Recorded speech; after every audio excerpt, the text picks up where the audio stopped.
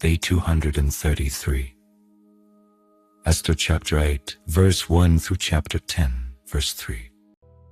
On that day did the king Ahasuerus give the house of Haman the Jews' enemy unto Esther the queen. And Mordecai came before the king. For Esther had told what he was unto her. And the king took off his ring, which he had taken from Haman, and gave it unto Mordecai. And Esther set Mordecai over the house of Haman, and Esther spake yet again before the king, and fell down at his feet, and besought him with tears to put away the mischief of Haman the Agagite, and his device that he had devised against the Jews. Then the king held up the golden scepter toward Esther. So Esther arose and stood before the king, and said, If it please the king, and if I have found favor in his sight, and the thing seem right before the king, and I be pleasing in his eyes, let it be written to reverse the letters devised by Haman the son of Hammedatha the Agagite, which he wrote to destroy the Jews which are in all the king's provinces. For how can I endure to see the evil that shall come unto my people? For how can I endure to see the destruction of my kindred? Then the king Ahasuerus said unto Esther the queen and to Mordecai the Jew, Behold, I have given Esther the house of Haman, and him they have hanged upon the gallows, because he laid his hand upon the Jews. Write ye also for the Jews, if it like you, in the king's name, and seal it with the king's ring. For the writing which is written in the king's name, and sealed with the king's ring, may no man reverse. Then were the king's scribes called at that time in the 3rd month, that is, the month Sivim, on the 23 day thereof. And it was written according to all that Mordecai commanded unto the Jews, and to the lieutenants, and the deputies and rulers of the provinces, which are from India unto Ethiopia, and 127 provinces, unto every province according to the writing thereof, and unto every people after their language, and to the Jews according to their writing, and according to their language. And he wrote in the king Ahasuerus' name, and sealed it with the king's ring, and sent letters by posts on horseback, and riders on mules, camels, and young dromedaries, wherein the king granted the Jews which were in every city to gather themselves together, and to stand for their life, to destroy, to slay, and to cause to perish all the power of the people and province that would assault them, both little ones and women, and to take the spoil of them for a prey, upon one day in all the provinces of King Ahasuerus, namely, upon the 13th day of the 12th month, which is the month Adar. The copy of the writing for a commandment to be given in every province was published unto all people, and that the Jews should be ready against that day to avenge themselves on their enemies. So the posts that rode upon mules and camels went out, being hastened and pressed on by the king's commandment.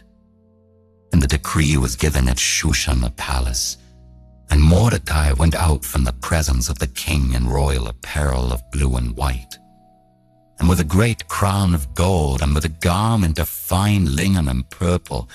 And the city of Shushan rejoiced, and was glad. The Jews had light, and gladness, and joy, and honor. And in every province, and in every city, whithersoever the king's commandment.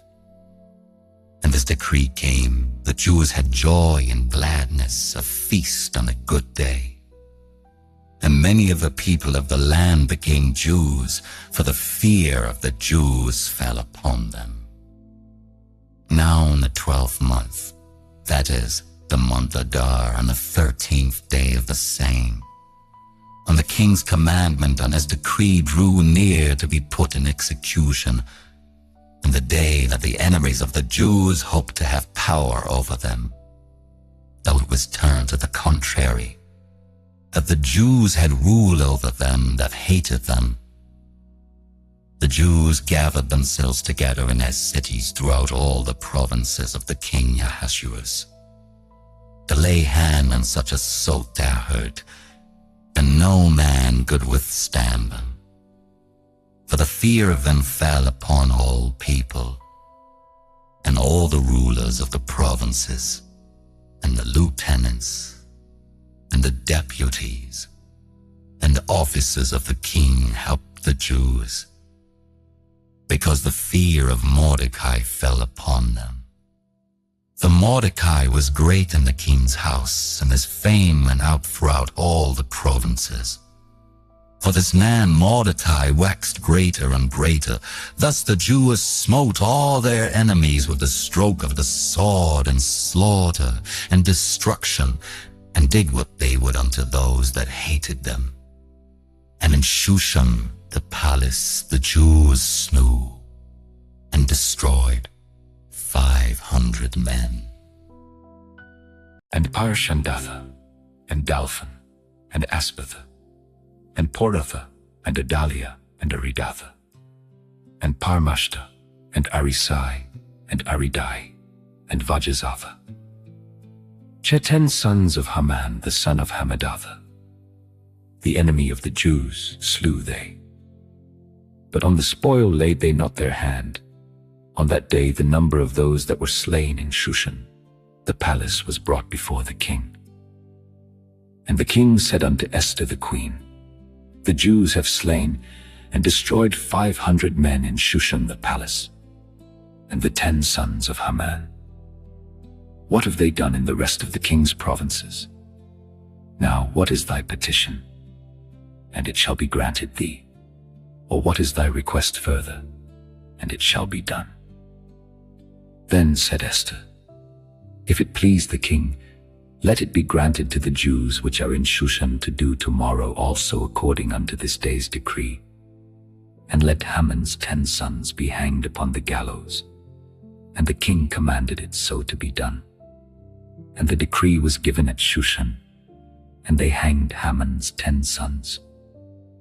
For the Jews that were in Shushan gathered themselves together on the 14th day also of the month, Adar, and slew 300 men at Shushan. But on the spoil they laid not their hand. But the other Jews that were in the king's provinces gathered themselves together, and stood for their lives, and had rest from their enemies, and slew of their foes 70 and 5,000. But they laid not their hands on the prey. On the 13th day of the month Adar, and on the 14th day of the same rested they, and made it a day of feasting and gladness. But the Jews that were at Shushan assembled together on the 13th day thereof, and on the 14th thereof, and on the 15th day of the same they rested, and made it a day of feasting and gladness. Therefore the Jews of the villages that dwelt in the unwalled towns made the 14th day of the month Adar a day of gladness and feasting, and a good day, and of sending portions one to another. And Mordecai wrote these things, and sent letters unto all the Jews that were in all the provinces of the king Ahasuerus, both nigh and far, to establish this among them, that they should keep the 14th day of the month Adar, and the 15th day of the same yearly, as the days wherein the Jews rested from their enemies, and the month which was turned unto them from sorrow to joy, and from mourning into a good day, that they should make them days of feasting and joy, and of sending portions one to another, and gifts to the poor. And the Jews undertook to do as they had begun, and as Mordecai had written unto them, because Haman the son of Hammedatha, the Agagite, the enemy of all the Jews, had devised against the Jews to destroy them, and had cast Pur, that is, the lot, to consume them, and to destroy them.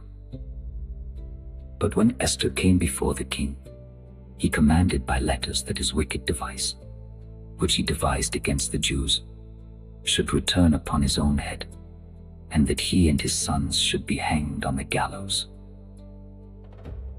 Wherefore they called these days Purim after the name of Pur.